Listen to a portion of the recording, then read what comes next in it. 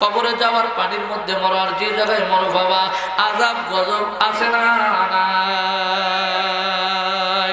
মুসলমান ভাইরা আমার, যুবক ভাইরা, নবীজির প্রাণ প্রিয় সাহাবী হযরত আনাস রাদিয়াল্লাহু তাআলা আনহু মাত্র বয়স বাবা 8 বছর। কয় বছর? জোরে বলেন, কয় বছর? এদিকে তাকান, অন্যদিকে তাকাবেন না। আজকের মাহফিলটা 100% মালিকের কাছে কবুলিয়াত মাহফিল। আপনারা মুরব্বির দিকে তাকান রে বাবা। আপনাদের এলাকায় জানি না হিন্দু সম্প্রদায় আছে কিনা জানি না বাবা, হিন্দুরা যত বুড়া ওদের চেহারা তত নষ্ট হয়। আর আমাদের মুসলমানের মধ্যে মান আহাব্বা সুন্নতি ফাকাদ আহাব্বানি ওয়া মান আহাব্বানি কানা মাই ফিল জান্নাহ। পয়গম্বর আমার বলেন, যে লোকটা আমার সুন্নত তরিকায় চলবে, আমার সুন্নত অনুযায়ী দুনিয়ার মধ্যে জিন্দেগি চালাবে, ওই লোকটার মধ্যে যদি সুন্নতের আমল থাকে বাবা, যার মধ্যে যত সুন্নত আছে তার চেহারা তত সুন্দর, যার মধ্যে যত সুন্নত আছে বাবা, লোকটা কালো হইতে পারে, আল্লাহর কাছে অত্যন্ত দামি মানুষ। মুসলমান ভাইরা আমার, যুবক ভাইরা, ওই যে কয়েকজন আমার মুরব্বী বাজানরা তাকা বসে আছে, আমার দিকে তাকাচ্ছে, ওদের দিকে তাকান না, ওই আব্বাজানদের দিকে তাকান। স্টেজের মধ্যে ওলামায়ে কেরাম বসে আছে, এদের দিকে তাকান বাবা। এদের দিকে তাকাইলে যদি আমার আল্লাহ কিছু না দেয়, আপনার সগীরা গুনাহগুলো আমার আল্লাহ মাফ করে দেয়।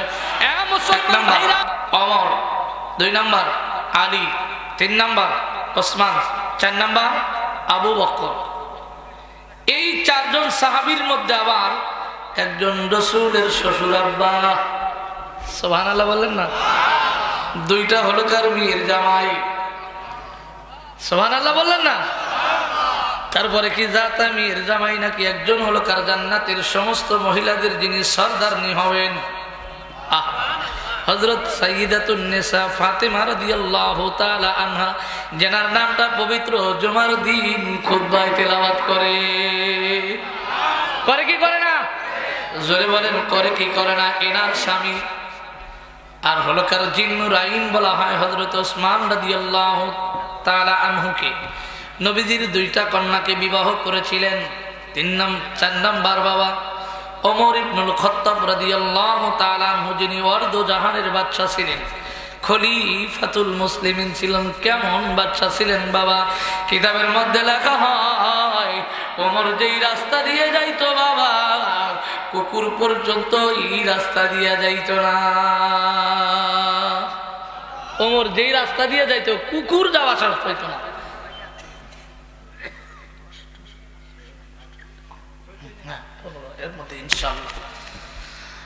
মুসলমান ভাইরা আমার, যুবক ভাইরা, ওদিকেও যাব না।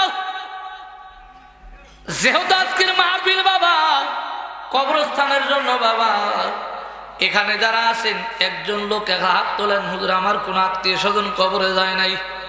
আছেন কেউ বাবা? আছেন কেউ? আছেন নাকি কেউ? নাই বাবা, আপনারও যাইতে হবে। मरने वाला मर जाएगा, जीने वाला कोई नहीं, रोने वाला बहुत होगा, आने वाला कोई नहीं। बाबा रे, आसार सिरियाल आछे किन्तु जावार सिरियाल नाई। কথা বলেন বাবা রে, সবচেয়ে আশ্চর্য লাগে বাবা, কয়েকদিন আমি একটা জায়গায় মাহফিলে গেছিলাম। আমার দোস্ত মোনাজাত রাজকে আমাকে দেখাইলেন, শাহজালাল ভাই ডাক্তার সাহেব আমাকে দেখাইলেন বাবা রে। ওই দিন মাহফিলে যাইতে ছোট্ট একটা বাচ্চাকে দেখি কোলে করে নিয়ে যাচ্ছে বাবা। এ যুবক যুবতীর দল, পৃথিবীর মধ্যে সবচেয়ে মর্মান্তিক ঘটনা হলো কার বাবা? যদি তার বেটার লাশটা কোলে করে নিয়ে কবরে যায়, এর চেয়ে দুঃখজনক কথা আর নাই রে বাবা, এর চেয়ে কষ্টজনক আর কথা নাই, কিন্তু যাইতেই হবে। কি করতে হবে বাবা? মুসলমান ভাইরা আমার, যুবক ভাইরা, একটু দিলের কান্দা শুনবেন। আমার মালিক কত সুন্দর করে আপনাকে ডেকোরেশন করলো, কত সুন্দর করে আপনাকে সাজাইলো বাবা। মালিক কি বলেন বাবা রে, যারা দুনিয়ার মধ্যে আসো বাবা, একদিন না একদিন তোমার মৃত্যুর স্বাদ গ্রহণ করতেই হবে বাবা। কবরে যাওয়ার পানির মধ্যে মরার যে জায়গায় মরো বাবা, আযাব গজব আছে না নাই? মুসলমান ভাইরা আমার, যুবক ভাইরা, নবীজির প্রাণ প্রিয় সাহাবী হযরত আনাস রাদিয়াল্লাহু তাআলা আনহু মাত্র বয়স বাবা 8 বছর। কয় বছর? জোরে বলেন কয় বছর? এদিকে তাকান, অন্যদিকে তাকাবেন না। আজকের মাহফিলটা 100% মালিকের কাছে কবুলিয়াত মাহফিল। আপনারা মুরব্বীর দিকে তাকান রে বাবা। আপনাদের এলাকায় জানি না হিন্দু সম্প্রদায় আছে কিনা জানি না বাবা, হিন্দুরা যত বুড়া ওদের চেহারা তত নষ্ট হয়। আর আমাদের মুসলমানের মধ্যে মান আহাব্বা সুন্নতি ফাকাদ আহাব্বানি ওয়া মান আহাব্বানি কানা মাই ফিল জান্নাহ। পয়গম্বর আমার বলেন যে লোকটা আমার সুন্নত তরিকায় চলবে, আমার সুন্নত অনুযায়ী দুনিয়ার মধ্যে জিন্দেগি চালাবে, ওই লোকটার মধ্যে যদি সুন্নতের আমল থাকে বাবা, যার মধ্যে যত সুন্নত আছে তার চেহারা তত সুন্দর, যার মধ্যে যত সুন্নত আছে বাবা লোকটা কালো হইতে পারে, আল্লাহর কাছে অত্যন্ত দামি মানুষ। মুসলমান ভাইরা, আমার যুবক ভাইরা, ওই যে কয়েকদিন আমার মুরব্বী বাজানরা তাকা বসে আছে, আমার দিকে তাকাছে, ওদের দিকে তাকান না, ওই আব্বাজানদের দিকে তাকান। স্টেজের মধ্যে ওলামায়ে কেরাম বসে আছে, এদের দিকে তাকান বাবা। এদের দিকে তাকাইলে যদি আমার আল্লাহ কিছু না দেয়, আপনার সগীরা গুনাহগুলো আমার আল্লাহ মাফ করে দেয়। মুসলমান ভাইরা, আমার যুবক ভাইরা, শুধু তাই নয়, এই যে আমার দোস্ত বাবা উর্দু কায়দা থেকে দাওরা হাদিস পর্যন্ত খুবনি দারুল মাদ্রাসায় পড়েছে যুবক রে, আমার ওস্তাদ ছিলেন আল্লাহ হযরত মাওলানা সিরাজুল ইসলাম সাহেব জামাত বরকাতুহুম। ইনি দিদিন আমাদেরকে বুখারী পড়াইতেন, শেষ রাত্রে ঘরের মধ্যে নিয়ে জিকির করাইতেন বাবা। এখন বুঝি জিকিরের কি মজা, জিকিরের কি আমল বাবা। এ যুবক যুবতীর যারা জিকির করে কবরে যাইতে পারবা বাবা, কবরে যাবার আগে তুমি দুনিয়াতেও বাদশা আখিরাতেও বাদশা। নবীজির সাহাবী, প্রাণ প্রিয় সাহাবী হযরত আনাস রাদিয়াল্লাহু তাআলা আনহু চোখের মধ্যে পানি নিয়ে মার কাছে চলে গেছেন। মা, আমার আব্বা দুনিয়ায় নাই, একটা চা দিলে ভালো হয়, আমার আব্বা দুনিয়ায় নাই। ও মা, যেই নবীর কারণে আমি আনাস হইতে পারলাম, যেই নবীর কারণে আমার বাবা শহীদ হয়ে গেল, মা ও মা, মেহেরবানি করে আপনার কাছে একটু অনুমতি চাই, জনম দুঃখিনী মা। আমার আম্মা জানরা আছে তো? হ্যাঁ আছে। হ্যাঁ, আমরা কাকে নিয়ে বলছি যেন? কবরস্থান। আপনারা আওয়াজ শুনতেছেন, কবরবাসীরা আওয়াজ শুনতেছে। হাদিসের মধ্যে আছেন, কোন গরু যখন দেখবেন চরার মধ্যে গোসল দিলে ছোটাছুটি করে, ওই গরুটাও দিশা ভাই কবরের মধ্যে আযাব হইতেছে বাবা। কিন্তু আমি আর আপনি মানুষ হইয়াও জানি না কবরের আযাব বড় ভয়ঙ্কর বাবা, কবরের আযাব বড় কঠিন বাবা। নবীর সাহাবী হযরত আনাস ডাক্তার বলে, মা যদি একটু অনুমতি দিতেন আমি একটু পয়গম্বরের খাদেম হইতাম, পয়গম্বরের দরবারের মধ্যে যাইতাম, পয়গম্বরের কাছে আমি থাকতাম। জনম দুঃখিনী মা ডাক্তার বলে, বেটারে তোর আব্বা নাই, তুই একটাই মাত্র আমার বেটা, এমন একজন নবীর নাম বলেছ আমি দুনিয়ার থেকে চলে যাই, তাতে আমার কোনো আফসোস নাই। কিন্তু এমন একজন নবীর নাম বলেছিল বাবা, ওই নবী যদি দুনিয়ায় না আসতো আমি তোর মা হইতে পারতাম না, তোর আব্বা শহীদ হইতে পারত না, তোমার মতো আনাস সাহাবী হইতে পারত না। যাও যাও বেটা, তোমার অনুমতি দিলাম, যাও। আল্লাহ আল্লাহ আল্লাহ আল্লাহ আল্লাহ আল্লাহ আল্লাহ আল্লাহ।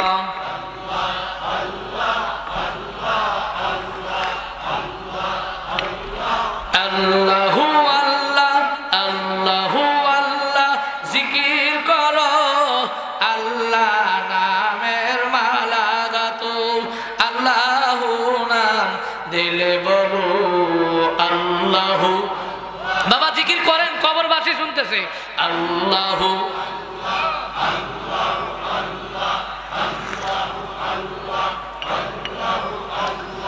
আল্লাহু নামের, আল্লাহু নামের মালা গেতে সকাল সন্ধ্যায় জিকির করো, আল্লাহু নাম দিলে বলো আল্লাহু আল্লাহু আল্লাহ আল্লাহু।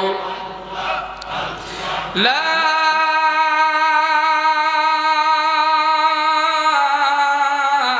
ইলাহা ইল্লাল্লাহু মুহাম্মাদুর রাসূলুল্লাহ সাল্লাল্লাহু আলাইহি ওয়াসাল্লাম আনাস চলে গেলেন পয়গম্বরের দরবারে। আল্লাহর নবী ডাকতে বলে, আনাস রে, ছোট্ট বাচ্চা, মাত্র তোমার 8 বছর বয়স, তুমি কি জন্য চলে আসলা? পয়গম্বর, দিন যায় রাত যায়, কিন্তু রাতে আমার ঘুম আসে না। খালি আমার মনে হয় আমার নবীর কাছে কবে যাব, নবীর খাদেম আমি কবে হব, নবীর সাহাবতে আমি কবে যাবে। এ মুসলমান ভাইরা, আমার যুবক ভাইরা, হযরত আনাস রাদিয়াল্লাহু তাআলা আনহু রাসূলের সাথে একটা নয়, দুইটা নয়, 10টা বছর যখন থাকলেন বাবা, রাসূলের 10 বছরের মধ্যে কিঞ্চিত পরিমাণ একটা মুস্তাহাব আমল ছুটতে দেখে নাই। রাসূলের ব্যাপারে তার কোনো কিলোকান নাই। যুবক রে, রাসূল যখন মাঝে মধ্যে বয়ান করতেন বাবা, এ যুবক, আল্লাহর রাসূল বয়ান করতে করতে কাঁদলেন। আনাস ডাকতে বলে, রাসূল আপনি কি জন্য কাঁদেন? আমার তো বুঝে আসে না। এ আনাস, কি জন্য কান্দি তুমি জানো না? তোমার বাবা যেমন শহীদ হয়ে গেছে, তোমার বাবাকে তুমি ছোট্ট বয়সে দেখেছো, হয়তো তোমার খেয়াল নাই। তবে আনাস,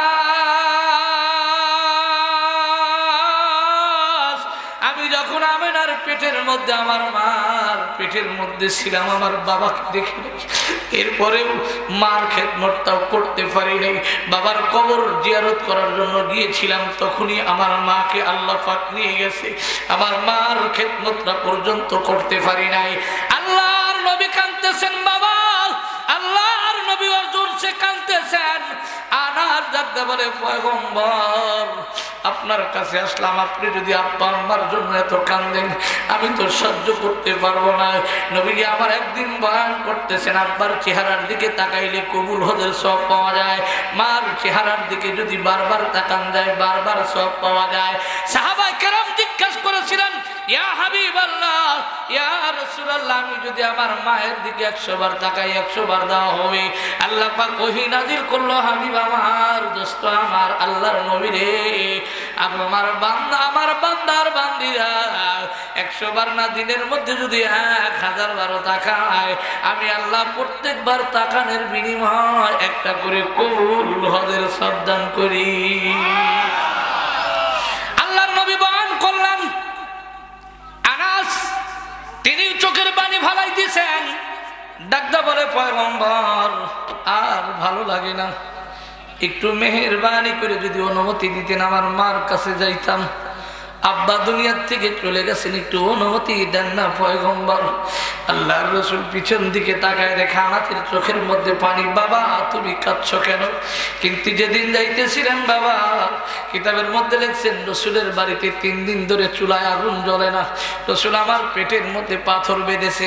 হযরতে আবু হুরায়রা রাদিয়াল্লাহু তাআলা আনহু বুখারী শরীফের 6005 নম্বর হাদিসের মধ্যে বলেন, আল্লাহর নবীর সাহাবী আবু হুরায়রা, যার নামটা বাবা রিয়াজুল জান্নাতে সর্বপ্রথম আবু হুরায়রার নাম, কত প্রাণ প্রিয় সাহাবী ছিল। ইনি কি করতেন? ক্ষুধার তাড়নায় পেটের মধ্যে পাথর বাঁধতেন।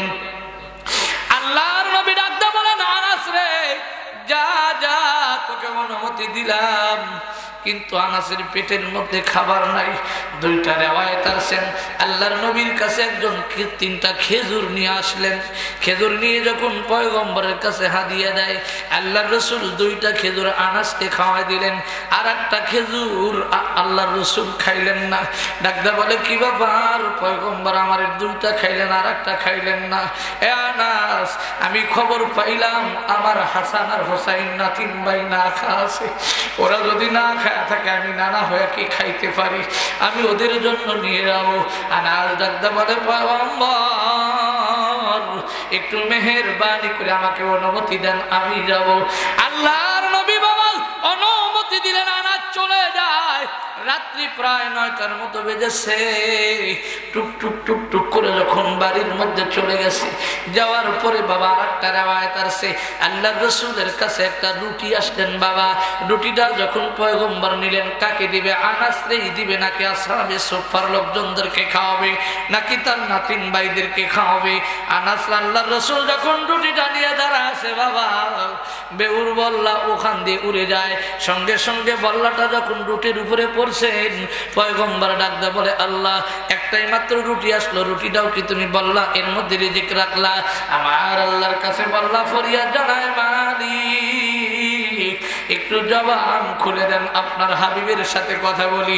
বললা জবান খুলে ডাকতে বলে, পয়গম্বর আমার পেট ভর্তি মধু, যদি আমি ফুল থেকে মধু আহরণ করি, গাছের ডগায় থেকে মধু আহরণ করি, আমার পেট ভর্তি মধু নিয়ে উড়ে যাব, এটা হতে পারে না। আপনি রাসূল হয়ে খালি রুটি খাবেন, এটা সম্ভব না। আমি আপনার রুটি খাওয়ার জন্য এখানে বসি নাই, জান্নাতি খাবার দিয়ে আপনি রুটি খান। মুসলমান ভাইরা আমার, যুবক ভাইরা, আনাস গভীর রজনীর রাত্রে যখন চলে যায়, মা ডাকতে বলে, গেটের মধ্যে লক করছে, আসসালামু আলাইকুম ইয়া আহলাল বাইত, আসসালামু আলাইকুম আম্মা জান। রাসূল যখন বাড়ির মধ্যে ঢুকতেন সালাম দিতেন, ঘরের মধ্যে কেউ নাই, সালাম দিয়ে ঢুকবেন, আসসালামু আলাইকুম ইয়া আহলাল বাইত, সালাম দিয়ে ঢুকবেন। আপনার প্রতি আল্লাহ পাক মানুষ যদি নাও থাকে, ঘরের মধ্যে আপনার গ্লাস আছে, ঘরের মধ্যে থালা আছে, ঘরের মধ্যে বাটি আছে, বাবারে আমি আপনি মালিকের জিকির করি না? এই চক্ষু দিয়ে আমরা চর্ম চক্ষু দিয়ে যা দেখি সব কিছুই মালিকের জিকির করে। হযরত আনাস জাগতে বলেন, ও মা দরজা খুলে দাও, কেউ না, আমি তোমার বেটা আনাস। ঘরের দরজা খুলে দিলেন। নির্ধারিত সময়ে আমি ছেড়ে দিব, টেনশন করিয়েন না বাবা, তবে আসছি আপনাদের কাছে দোয়ার জন্য বাবা। বড় ভয় লাগে, কবরে কেমনে থাকবো। আজকে অহংকার করে কোনো লাভ নাই বাবা, অহংকার করে যদি লাভ থাকতো বাবা, শেখ হাসিনার দেশ দিয়ে পলান লাগতো না। মমিন মন্ডলের টাকা পয়সা কম ছিল না বাবা, আজকে বাংলাদেশে নাই। লতিফ বিশ্বাসের মন্ত্রী ছিল, টাকা পয়সা কম নাই, এখন 14 শিখের মধ্যে। বাবারে টাকা পয়সা কোনোদিন শান্তি দিতে পারে না, শান্তি দিতে পারে একমাত্র আমার মাওলা পাকের জিকির। মুসলমান ভাইরা আমার, যুবক ভাইরা, হযরতে আনাসের আম্মা ডাকতে বলে, বাবা গভীর রজনীর রাতে কি জন্য আসলা? এখন তো কোনো খাবার ঘরের মধ্যে রেডি নাই। ও মা, খাবার খাওয়ার জন্য আসি নাই, তোমার চেহারাটা দেখার জন্য আসছি। যুবক রে, গত রাত্রেও যখন 12টার সময় মুকুন্দগাতি আসছি, আমার বিবি সাহেব ফোন দিছে আসো। কইলাম না, 3 দিন ধরে বাড়াইছি ওয়াজ মাহফিলে, মার চেহারা দেখি না। তোমার চাইতে আমার মার চেহারা দেখা বেশি ফজিলত, আজকে মার সাথে যা কথা বলবো। এ যুবক, যখন সালাদ দিছি আমার মা, গাড়ি যখন বিল্ডিং এর মধ্যে ঢুকাইলাম, দেখি দরজা খুলে দেওয়া রেডি আমার মা। একটা বললাম, মা তুমি ঘুমাও নাই? দেখি রাইস কুকারের মধ্যে ভাত। ও মা, ভাত এখনো কাউরে দেওয়া নাই। কয় আমি জানি গভীর রজনীর রাত আসলে তোমার কিছু খাওয়া অভ্যেস, এই জন্য আমি গরম ভাত রাইস কুকারের মধ্যে আনাসও দেখলাম 2-4টা। এ যুবক, এই যে দস্তক নিয়ে যখন কবরের মধ্যে ঢুকলাম, জোর জোর করে কাঁদতে স্যার, কয় হুজুর এইটা আমার বাবার কবর। কার কবর এখানে আছে বাবা? আনাসের আম্মা ডাকতে বলে, বাবা এখন তো কোনো খাবার নাই, ঘুমাও বাবা, শেষ রাত্রে তোমার জন্য খাবারের ব্যবস্থা করা হবে। গভীর রজনীর রাত্রি জনম দুঃখিনী মা তাহাজ্জুদ নামাজ পড়ার জন্য উঠছেন, ঘরের মধ্যে বাতি দিয়েছে। আমার যুবক ভাইরা যারা ঘুমায়, দেখবেন রাত্রে বেলায় গেঞ্জিটা গলার সাথে গরমের দিনে পেয়েছে থাকে কি থাকে না? লুঙ্গির কথা বললাম না, অনেকের লুঙ্গিও কয় না। তার জন্য কি গুনাহ হবে? গুনাহ হবে না। আপনি তো ঘুমান, তো গুনাহ হবে না। তবে না ওঠাটাই বেশি ভালো, না ওঠাটাই বেশি ভালো। আপনি ঘুমাইছেন, খাই যেতে বেহারা, উস নাই, আপনি তো ঘুমের তালে। মুসলমান ভাইরা আমার, যুবক ভাইরা, বাতিটা দিয়েছেন, দেওয়ার পরে দেখে আনাসের গেঞ্জিটা গলার সাথে পেঁচিয়ে আছে। নবীর সাহাবী আনাসের গেঞ্জি, কিন্তু পেটের হাড্ডি গুলো দেখা যাচ্ছে চামড়ার সাথে লাগা। ওই সময় কি মা সহ্য করতে পারে বলেন তো বাবা? আপনি সহ্য করতে পারবেন না। বেটা টাকা চাইলে টাকা না দিয়ে আপনি পারেন না, হাওলাত করে হইলেও বালিশের তলে থওয়া লাগে, নাইলে সকালবেলা বেটা মাদ্রাসায় যাবে না। কথা কয় না রে, ঠিক না বে ঠিক বাবা, ঠিক না ঠিক? মুসলমান ভাইরা আমার, যুবক ভাইরা, হযরতে আনাসের আম্মা গভীর রজনীর রাত্রে বেটার পেটের মধ্যে কোনো খাবার নাই, গেঞ্জিটা উপরে উঠে আছে, গরমের দিন, দেখে পেটের সাথে চামড়ার সাথে হাড্ডিগুলো বোনা যাচ্ছে। আহারে, মা সুন্দর করে যা ঠান্ডা পানি দিয়ে ওযু করলো। বিস্তারিত বলার সময় নাই বাবা, নির্ধারিত সময় আমি ছেড়ে দিব, প্রধান বক্তা এসে যাবে। বিস্তারিত বলার সময় নেই, একটু দিলের কান্দে আমার দিকে তাকায় থাকেন। হয়তো আমি গুনাহগার হইতে পারি বাবা, কিন্তু আমরা বেদামি হইতে পারি, কিন্তু যেই জায়গার যেই নবীর কথা বলি বাবা, যেই আল্লাহর কথা বলতেছি, এরা সর্বোচ্চ দামি। জুড়ে বলেন। এই জন্য দামি লোকের কথা যখন কোনো গুনাহগার বলে, ওই ব্যক্তি আল্লাহর কাছে দামি হইয়া যায়। আর যে ব্যক্তি শোনো, সেই ব্যক্তি আল্লাহর কাছে দামি হয়। জনম দুঃখিনী মা ঠান্ডা পানি দিয়ে ওযু করে সাহাবীর আম্মা আনাসের আম্মা ওযু করলেন। ওযু করে 2 রাকাত নামাজ পড়লেন তাহাজ্জুদ, আবার 2 রাকাত নামাজ পড়লেন। নামাজ পড়ে যা ঘরের মধ্যে বাতিটা অফ করলেন, অফ করে দিয়ে যা দরজাটা একটু চাপা দিয়ে জোর জোর জোর জোর করে কাঁদতেছে, হাওমাও হাওমাও করে কাঁদতেছে। গভীর রজনীর রাত্রে কার কান্নার আওয়াজ পাওয়া যায়? আনা চিন্তা করলো, এটা তো কোনো মানুষের আওয়াজ না, এটা আমার জনম দুঃখিনী মা, যার পেটের মধ্যে আমি 10 মাস 10 দিন থেকেছিলাম। মা যখন আমি পেটের মধ্যে আসছিলাম, মা ঠিক মতো 3 মাস খানা খাইতে পারে নাই, বমি করতেই সময় চলে গেছে। যখন 9 মাস পরেছে, ঠিক মতো মা হাঁটতে পারে নাই, ঠিক মতো মায়ের পায়ের মধ্যে পানি আর ছিল, হাতের মধ্যে পানি আর ছিল, মা ঠিক মতো টুল ছাড়া বসতে পারে নাই। এটা কারো আওয়াজ না, এটা আমার